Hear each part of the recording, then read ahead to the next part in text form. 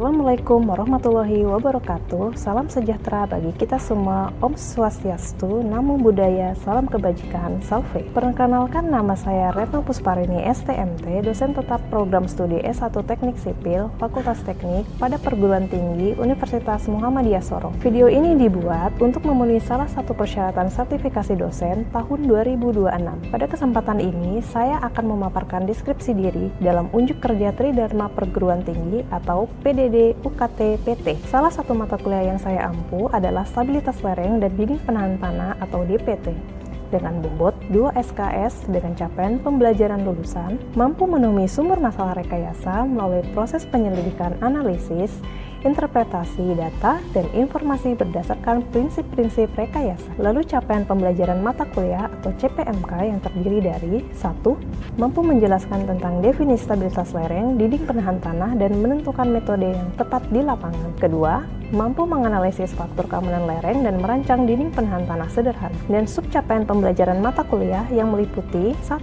Mampu menjelaskan konsep dasar mekanika tanah yang berkaitan dengan stabilitas lereng dan dinding penahan tanah, serta faktor-faktor yang mempengaruhi kestabilannya. Kedua, mampu mengidentifikasi jenis-jenis longsoran, mekanisme keruntuhan lereng, dan penyebab ketidakstabilan berdasarkan kondisi geologi dan geoteknik. Ketiga, mampu menghitung faktor keamanan lereng menggunakan metode keseimbangan data secara manual seperti metode Frobenius dan Bishop sederhana. Keempat, mampu menganalisis tekanan tanah lateral berdasarkan teori Rankine dan Coulomb sebagai dasar perencanaan dinding penahan tanah. Kelima, mampu merancang dinding penahan tanah sederhana dengan mempertimbangkan stabilitas terhadap geser, guling, dan daya dukung tanah. Keenam, mampu menggunakan perangkat lunak geoteknik untuk membantu analisis stabilitas lereng atau dinding penahan tanah serta menginterpretasikan hasil analisis. Ketujuh, mampu menyusun laporan teknis dan mempresentasikan hasil analisis stabilitas lereng maupun perencanaan dinding penahan tanah sesuai kaidah ilmiah dan etika profesi teknik sipil. Mata kuliah ini merupakan mata kuliah keahlian geoteknik yang berfokus pada analisis kestabilan lereng alami maupun buatan serta perancangan struktur penahan tanah yang aman, efektif, dan sesuai dengan kaidah teknik. Dalam proses pembelajaran, saya menerapkan pendekatan Student-Centered Learning atau SCL melalui kombinasi metode ceramah interaktif, diskusi kelompok, studi kasus pembelajaran berbasis proyek atau Project-Based Learning, dan penyelesaian permasalahan nyata atau Problem-Based Learning. Mahasiswa tidak hanya mempelajari teori mekanika tanah, tetapi juga dilatih menganalisis penyebab longsoran, menghitung faktor keamanan lereng, mengevaluasi pengaruh parameter tanah, muka air tanah, dan beban luar terhadap kestabilan lereng, serta merancang berbagai tipe dinding penahan tanah berdasarkan kondisi lapangan. Untuk meningkatkan kompetensi mahasiswa, saya mengintegrasikan penggunaan perangkat lunak analisis geoteknik dan perhitungan numerik sebagai pendukung pembelajaran. Mahasiswa diarahkan untuk membandingkan hasil analisis manual dengan hasil simulasi sehingga mampu memahami konsep dasar sekaligus mengembangkan kemampuan berpikir kritis dalam mengambil keputusan rekayasa. Penilaian pembelajaran dilakukan secara berkelanjutan melalui evaluasi tugas individu, tugas kelompok, presentasi, kuis atau studi kasus proyek, ujian tengah semester, dan ujian akhir semester. Sistem penilaian dirancang untuk mengukur aspek pengetahuan, keterampilan analitis, kemampuan komunikasi, kerjasama tim, serta etika akademik. Sebagai bagian dari pelaksanaan Tridharma Perguruan Tinggi, saya juga mengintegrasikan hasil penelitian dan kegiatan pengabdian kepada masyarakat ke dalam materi perkuliahan. Berbagai studi kasus mengenai longsor, perkuatan lereng, serta pembangunan dinding penahan tanah di Indonesia digunakan sebagai bahan diskusi agar mahasiswa memperoleh pengalaman belajar dan kontekstual dan memahami penerapan ilmu geoteknik dalam menyelesaikan permasalahan infrastruktur di lapangan. Melalui proses pembelajaran tersebut, saya berupaya menghasilkan lulusan yang memiliki kompetensi dalam menganalisis kestabilan lereng, merancang dinding penahan tanah sesuai standar teknik, memanfaatkan teknologi dalam analisis geoteknik, serta memiliki sikap profesional bertanggung jawab dan adaptif terhadap perkembangan ilmu pengetahuan dan teknologi di bidang rekayasa geoteknik. Berikut adalah cuplikan video pengajaran saya di dalam kelas. Oke, Assalamualaikum warahmatullahi wabarakatuh. Oke, di sini pada pertemuan kali ini kita akan membahas tentang mata kuliah kali ini yaitu stabilitas lereng dan dinding penahan tanah. Di sini saya akan memaparkan tujuan dari pembelajaran. Di sini ada 4 poin.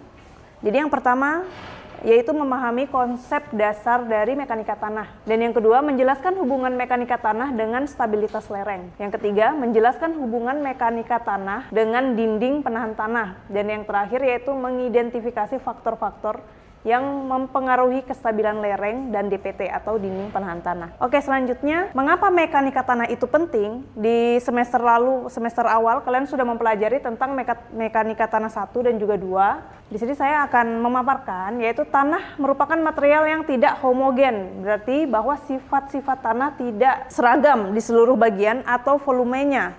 Setiap bagian-bagian tanah, itu kan setiap satu genggaman tanah itu kan pasti tidak seragam ya.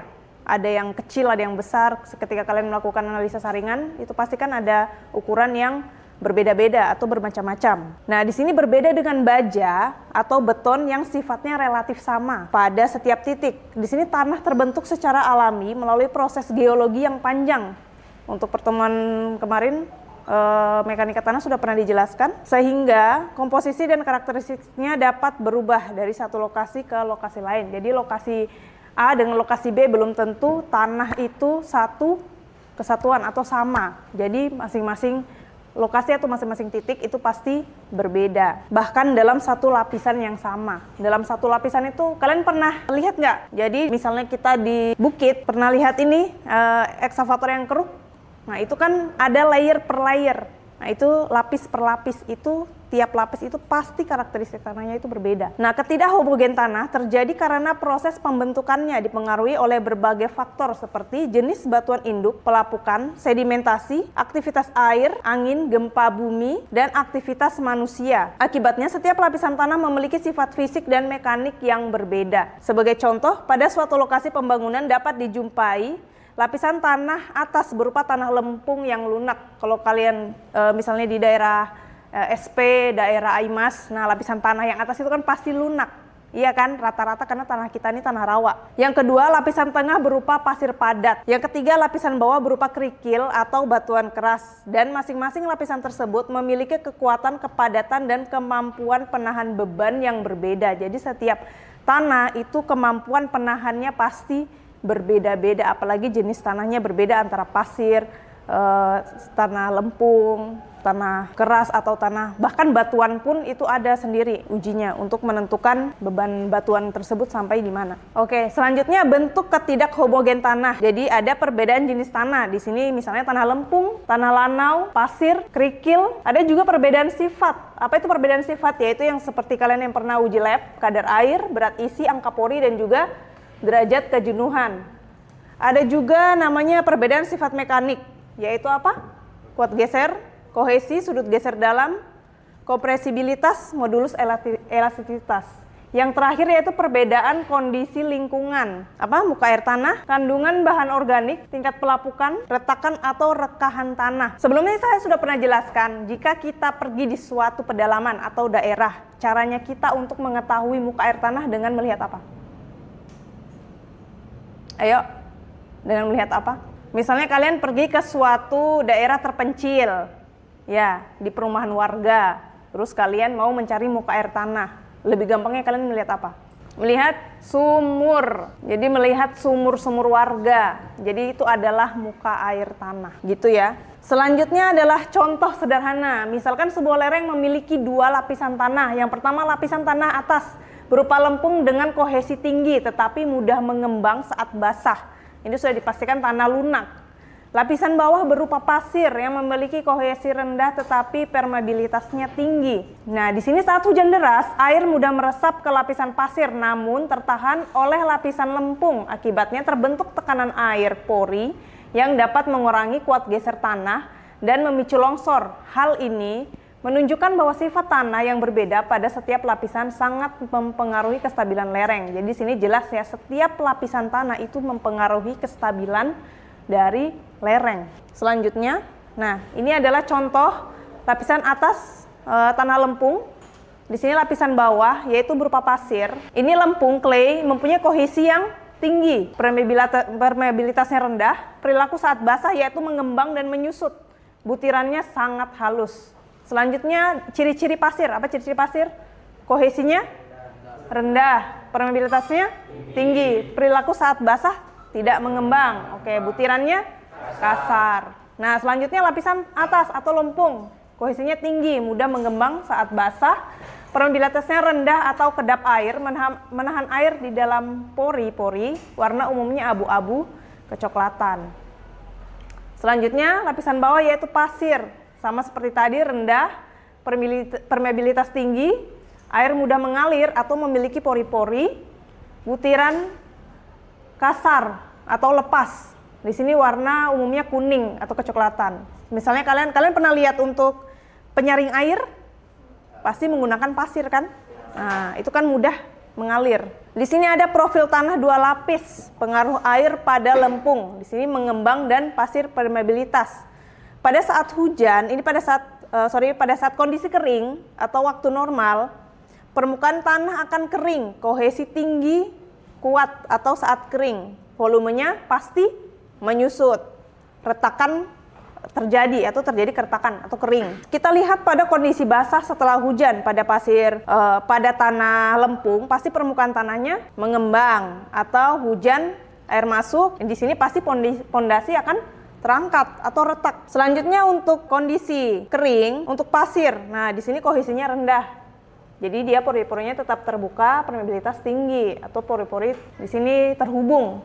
Nah, selanjutnya yang dalam kondisi basah dia mengalirkan air ke bawah karena sifatnya pasir adalah mudah mengalirkan air. Oke, jadi pada saat musim hujan, pasir jenuh, aliran air masuk. Jadi dia dalam kondisi basah menumpuk di bagian bawah. Itu yang terjadi pada sumur-sumur biasanya. Jadi sumur-sumur biasanya begitu, dia ada satu penampung di dalam tanah. Jadi kalau misalnya kalian pernah lihat geolistrik, dulu saya pernah menggunakan geolistrik. Jadi di situ kita bisa lihat air itu berkumpul di mana. Jadi dulu saya melakukan penelitian, dalam penelitian tersebut kita menggunakan geolistrik. Jadi di dalam lereng itu terjadi rawan longsor. Lereng tersebut rawan longsor, tetapi ada pemukiman di atas lereng tersebut. Sehingga kita melakukan penyelidikan. Kenapa lereng tersebut berpotensi untuk longsor? Ternyata air yang jatuh dari atas atau dari permukiman, dia masuk ke dalam itu membentuk sebuah kawah, kayak kawah di dalam tanah. Nah, itu dia berkumpul, jadi airnya tuh berkumpul terus di dalam sehingga menyebabkan terjadinya longsor. Oke, selanjutnya, tanah merupakan material yang tidak homogen karena sifat fisik, kimia, dan mekaniknya berbeda-beda pada setiap lokasi maupun kedalaman. Ketidakhomogenan ini menjadi salah satu tantangan utama dalam rekayasa geoteknik karena sangat mempengaruhi daya dukung tanah, penurunan kestabilan lereng, serta desain pondasi dan dinding penahan tanah. Oleh karena itu, investigasi tanah yang menyeluruh merupakan langkah penting sebelum merancang suatu konstruksi. Jadi ketika kalian ingin merancang suatu konstruksi, penyelidikan tanah itu adalah salah satu yang penting. Jadi salah satunya gitu ya, harus melakukan penyelidikan tanah. Karena tidak mungkin kalian misalnya membangun sebuah gedung bertingkat, pondasi kalian di tanah lunak. Jadi dilakukan apa? Uji? Ya, salah satunya sondir. Oke. Di sini tanah berfungsi sebagai media pendukung pondasi yang menerima dan meneruskan seluruh beban bangunan ke lapisan tanah di bawahnya. Beban yang harus dipikul tanah di sini meliputi apa saja sih? Yaitu yang pertama, berat sendiri bangunan. Jadi berat pada bangunan itu pasti menumpu, dipikul oleh tanah. Selanjutnya adalah beban penghuni dan peralatan. Beban kendaraan untuk jembatan atau jalan. Selanjutnya ada beban angin dan juga beban gempa. Nah, di sini tanah harus memiliki daya dukung atau bearing capacity yang cukup sehingga tidak mengalami keruntuhan atau penurunan yang berlebihan. Jadi ada standar namanya bangunan itu, dia bisa turun berapa senti. Itu ada standarnya. Jadi kalau misalnya kalian menghitung itu harus ada namanya safety factor. Oke, tanah di sini harus memiliki daya dukung yang cukup sehingga tidak mengalami keruntuhan atau penurunan yang berlebihan. Kalau misalnya terjadi penurunan yang berlebihan, otomatis ciri-ciri dari bangunan tersebut apa? Misalnya kalian melihat gedung tinggi, ya, mengalami penurunan. Itu salah satu ciri-cirinya apa? Ya, betul, retak. Jadi salah satu ciri-cirinya itu retak di sisi-sisi atau dinding. Juga kita bisa lihat dari permukaan. Kan kalian bisa lihat ya, permukaannya bengkok atau lurus. Oke, jika tanah terlalu lunak, bangunan dapat mengalami penurunan yang tidak merata, yang menyebabkan retak pada dinding lantai, bahkan kegagalan dari struktur. Jadi kalian tahu bahwa di Papua ini banyak sekali tanah lunak. Bisa dikatakan kita punya tanah ini tanah rawa. Jadi penting bagi kita mahasiswa teknik sipil untuk melakukan penyelidikan sebelum membangun sebuah struktur atau bangunan. Oke, selanjutnya rumah yang dibangun di atas tanah lunak tanpa perbaikan tanah dapat mengalami penurunan atau beberapa sentimeter hingga menyebabkan retakan pada dinding dan juga lantai. Di sini ada contoh, rumah yang dibangun di atas tanah lempung tanpa perbaikan tanah dapat mengalami penurunan. Atau salah satu rumahnya teman-teman ada nggak? Misalnya pondasinya hanya pondasi setapak, tetapi tidak ada pondasi ke bawah. Ada enggak? Itu rentan ya, rentan mengalami penurunan. Nah, ini adalah tanah lempung. Jadi di sini adalah biasanya ini menggunakan pondasi terusan. Itu rentan sekali mengalami penurunan. Berbeda dengan tanah yang diperbaiki dengan pondasi tiang, karena beban bangunan pasti akan bertumpu di pondasi tiang. Tetapi kalau misalnya contohnya seperti rumah yang pertama, dia akan mengikuti penurunan dari tanah lunak. Jadi akan goyang-goyang dan akhirnya retak. Oke, selanjutnya, tanah digunakan sebagai material timbunan untuk membentuk elevasi atau geometri konstruksi sesuai kebutuhan. Di antaranya adalah untuk timbunan jalan raya, timbunan rel kereta api, timbunan bendungan, timbunan reklamasi pantai, dan juga oprit jembatan. Di sini material timbunan harus dipilih dengan baik dan dipadatkan hingga mencapai kepadatan tertentu agar memiliki kekuatan yang cukup serta mengurangi resiko penurunan. Yaitu apa? Ciri-ciri penurunan berlebih yaitu retak, longsor pada lereng timbunan. Oke, selanjutnya kita masuk dalam pembahasan lereng. Di sini lereng yaitu tanah yang membentuk lereng. Jadi lereng itu ada dua jenis, lereng alami maupun lereng buatan. Di sini ada contoh dari lereng alami yaitu perbukitan dan juga tebing atau sungai. Selanjutnya ada lereng pegunungan. Jadi kalian bisa lihat kalau di sungai-sungai itu kan biasanya ada lereng-lereng. Nah, itu memang terbentuk secara alami dan juga perbukitan. Di perbukitan di Papua sini kan banyak ya. Oke, selanjutnya ini adalah contoh lereng buatan, yaitu galian jalan. Nah, ini biasanya kalau kalian, tapi di Sorong ada enggak? Misalnya lereng, tetapi dibelah untuk membuat jalan di tengahnya. Di mana? Arah Temi. Kalau di Sorong nggak ada ya. Nah, itu salah satu contoh dari lereng buatan. Untuk menstabilkan detail stabilisasi galian itu menggunakan, nah ini contohnya nih, detail stabilisasi galian. Selanjutnya ada untuk timbunan jalan. Nah, ini juga melakukan timbunan. Ini adalah pondasi timbunan untuk di atas dibangun jalan. Nah, selanjutnya ada tambang terbuka, misalnya di Freeport. Itu seperti dia bersusun-susun ya, berbuku-buku itu untuk agar tidak longsor itu langsung jatuh. Jadi masih ada penahannya di per bagian-bagiannya. Ini adalah contoh dari lereng buatan. Nah, di sini lereng harus memiliki faktor keamanan atau safety factor yang memadai agar tidak mengalami longsor. Apa saja yang mempengaruhi kestabilan lereng? Yaitu yang pertama, kemiringan lereng, yang kedua, jenis tanah, yang ketiga, kohesi, yang keempat, sudut geser dalam. Selanjutnya, berat isi tanah, air tanah dan curah hujan, dan juga beban di atas lereng. Selanjutnya ada kestabilan lereng dipengaruhi oleh yang pertama ada kemiringan, ada jenis tanah, ada kohesit atau sudut geser dalam. Jadi sudut geser dalam ini sangat mempengaruhi ya, namanya kestabilan lereng. Ada air tanah dan juga curah hujan yang tadi saya jelaskan. Juga ada beban di atas lereng, misalnya jalan, gedung, dan sebagainya. Selanjutnya, media pendukung dinding penahan tanah atau retaining wall. Tanah berada di belakang dinding penahan tanah (DPT) dan memberikan tekanan lateral pada struktur tersebut. Dinding penahan tanah digunakan untuk yang pertama menahan timbunan. Jadi perlu untuk melakukan atau membuat dinding penahan tanah untuk menahan timbunan yang rawan runtuh. Yang kedua ada menahan lereng galian.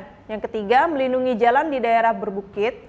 Selanjutnya ada menahan tanah di sekitar basement. Besarnya tekanan tanah dipengaruhi oleh berat isi tanah, sudut geser dalam, kohesi, ketinggian timbunan, dan juga kondisi drainase.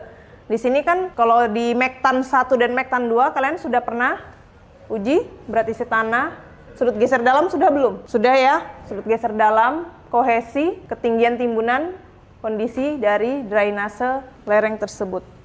Oke, selanjutnya ini adalah faktor penentu tekanan tanah lateral. Jadi berat isi tanah, ada tanah. Jadi untuk tanah ini macam-macam tadi strukturnya ya, ada tanah lempung, tanah pasir dalam satu kesatuan. Selanjutnya sistem drainase. Nah, ini dinding penahannya. Selanjutnya ada tekanan air pori. Ini tekanan air porinya rendah di sini. Dan juga ada ini tanpa drainase. Ada kohesi. Nah, ini kohesi dan juga yang terakhir kondisi drainase atau water. Selanjutnya, daerah pengaruh tekanan tanah yang tidak diperhitungkan pada dinding penahan tanah. Di sini ada macam-macam kegagalan pada dinding penahan tanah, yaitu yang pertama ada geser atau sliding. Nah, ini contoh. Jadi dia geser. Jadi dinding penahan tanahnya geser karena dia mendapat tekanan tanah berlebih dari lereng. Jadi dinding bergeser ke depan karena gaya dorong horizontal lebih besar dari gesekan alas. Nah, selanjutnya ada guling. Jadi dia berguling karena tekanan tanah berlebih juga dari lereng atau timbunan. Dinding berguling ke depan. Nah, ini di sekitar titik tumpuan karena momen guling yang besar atau berputar. Selanjutnya ada keruntuhan daya dukung pondasi. Jadi ini sama, tanah di bawah pondasi tidak mampu menahan. Nah, ini tanah sini dan di sini, yang di sini mengalami tekanan, tetapi di sini dia tidak mampu untuk menahan beban dinding beton. Jadi sehingga terjadi keruntuhan daya dukung pondasi. Selanjutnya ada retak atau hingga runtuh. Di sini internal dinding beton dan baja gagal menahan beban menyebabkan retak parah hingga keruntuhan struktural. Jadi di sini juga bisa disebabkan dari komposisi beton itu sendiri juga dan juga tekanan tanah yang berlebih. Oke, selanjutnya mengapa memahami sifat tanah itu sangat penting? Karena setiap jenis tanah memiliki karakteristik yang berbeda seperti kekuatan, kepadatan, permeabilitas, dan kompresibilitas. Jadi kesalahan dalam memahami sifat-sifat tersebut dapat mengakibatkan kegagalan dari konstruksi. Oke, di sini tanah berfungsi sebagai pondasi bangunan, material timbunan, pembentuk lereng, dan media pendukung dinding penahan tanah. Karena tanah merupakan material alami yang tidak homogen dan sifatnya sangat bervariasi. Jadi setiap proyek konstruksi harus diawali dengan investigasi tanah yang memadai. Kalau kemarin kalian teman-teman yang ikut kemarin saya di proyek gubernur, itu pasti kan kita melakukan penyelidikan tanah terlebih dahulu. Jadi melakukan penyelidikan tanah dahulu sebelum melakukan pemadatan.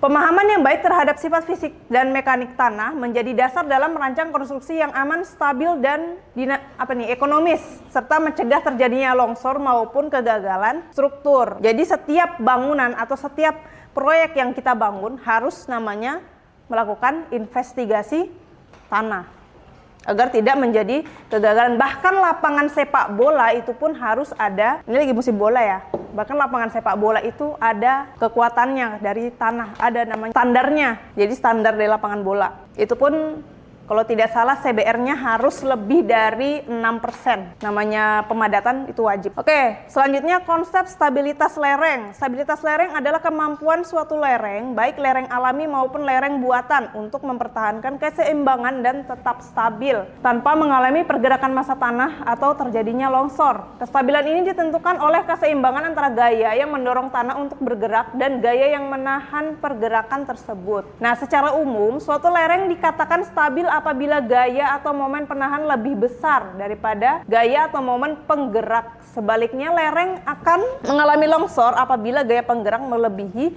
gaya penahan. Nah, di sini ada mekanisme longsor. Di sini ada gaya penggerak atau dinding force, gaya penahan. Nah, di sini secara matematis gaya penggerak itu lebih besar dari gaya penahan. Gaya penggerak adalah gaya yang menyebabkan massa tanah bergerak menuruni lereng akibat pengaruh dari gravitasi. Besarnya gaya ini dipengaruhi oleh beberapa faktor. Yang pertama tadi apa? Berat sendiri tanah, kemiringan lereng. Di sini semakin curam, gaya penggerak semakin besar. Jadi lereng itu semakin dia curam atau sudutnya semakin besar, itu gaya penggeraknya akan juga semakin besar. Selanjutnya ada beban tambahan di atas lereng, ada bangunan, kendaraan, dan juga timbunan. Selanjutnya ada tekanan air pori akibat infiltrasi air hujan, dan juga getaran akibat gempa atau aktivitas alat berat. Nah, di sini adalah faktor keamanan atau safety factor. Nah, di sini dalam analisis stabilitas lereng digunakan faktor keamanan atau FS ya, yang didefinisikan sebagai faktor keamanan sama dengan gaya penahan dibagi gaya bergerak, gaya penggerak. Jadi di sini nilai safety factor itu tidak lebih dari 1,5, kondisi lereng tersebut dikatakan stabil, yaitu umumnya aman untuk desain bangunan permanen. Selanjutnya ada 1,0 kurang dari safety factor. Nah ini misalnya kurang dari 1,5. Nah ini dia stabil memang, tetapi memiliki tingkat keamanan yang lebih rendah dan perlu evaluasi sesuai standar desain. Selanjutnya ini sama ya, safety factor 1, yaitu kondisi kritis, batas keseimbangan. Kurang dari 1, itu sudah tidak memenuhi syarat, jadi tidak stabil, lereng berpotensi atau telah mengalami longsor. Selanjutnya, nilai safety factor minimum yang dipersyaratkan dapat berbeda tergantung jenis proyek, kondisi pembebanan misalnya gempa, dan standar atau pedoman yang digunakan. Jadi safety factor itu tidak semuanya menggunakan harus 1,5. Ada yang lebih, ada juga yang kurang tergantung dari kepadatan penduduk dan resiko kerusakan atau resiko yang bakal dialami. Di sini contoh sederhananya yaitu sebuah lereng memiliki gaya penggerak 120 kilonewton dengan gaya penahan 180 kilonewton. Di sini maka safety factor 180 bagi 120 sama dengan 1,5, artinya lereng tersebut dikatakan stabil karena gaya penahan lebih besar daripada gaya penggerak. Namun setelah hujan lebat, tekanan air pori meningkat sehingga gaya penahan turun menjadi 100 kilonewton. Di sini didapatkan safety factor yaitu 0,83. Nah, ini ketika ada kasus sehingga safety factor didapatkan 0,83, maka lereng menjadi tidak stabil dan berpotensi mengalami longsor. Jadi antara hujan dan tidak hujan itu harus dilakukan investigasi. Selanjutnya, stabilitas lereng bergantung pada keseimbangan antara gaya penggerak yang mendorong tanah untuk bergerak dan gaya penahan yang menahan pergerakan. Longsor terjadi ketika gaya penggerak lebih besar daripada gaya penahan, dan oleh karena itu analisis stabilitas lereng bertujuan untuk memastikan bahwa lereng memiliki faktor keamanan atau safety factor yang memenuhi persyaratan hingga risiko longsor dapat diminimalkan. Nah, ini adalah gambar faktor alam dari penyebab longsor. Nah, apa saja sih? Yaitu curah hujan yang tinggi. Nah, ini infiltrasi air ke tanah, dia mengalami bidang gelincir atau jenuh air. Nah, ini tanah menjadi jenuh dan kehilangan kekuatan. Selanjutnya ada karena pelapukan. Nah, ini pelapukan. Ini kalian bisa lihat di jurnal saya di Pacitan. Nah, itu dia mengalami pelapukan. Jadi di jurnal saya itu saya menganalisis dari lereng tersebut. Jadi dia mengalami pelapukan fisik dan kimia batuan. Kalau di sini pelapukan fisik dan kimia batuan. Oke, batuan menjadi rapuh dan berubah menjadi tanah-tanah yang tidak stabil. Ini disebut ada juga pelapukan biologi. Nah, selanjutnya adalah gempa bumi. Nah, gempa bumi juga yaitu guncangan menyebabkan retakan-retakan dan gagalkan struktur tanah. Nah, ini selanjutnya yaitu erosi. Air mengerosi kaki bukit menyebabkan lereng di atasnya terjadi runtuh.